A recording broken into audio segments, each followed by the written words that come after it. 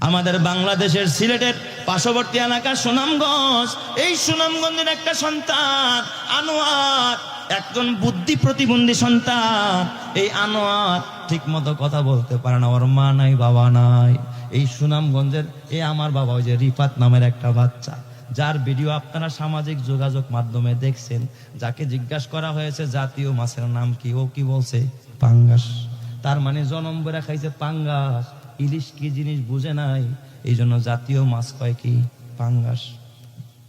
ওই রিফাত যেই মাদ্রাসায় পড়ে, ওর পার্শ্ববর্তী এলাকা, এই যে কয়েকদিন যাবত আমি দেখতেছি আনোয়ার বুদ্ধি প্রতিবন্ধী, ওর বাবা নাই, ওর মা নাই, ওরা 3 ভাই 1 বোন, 4 ভাই বোন, অসহায়।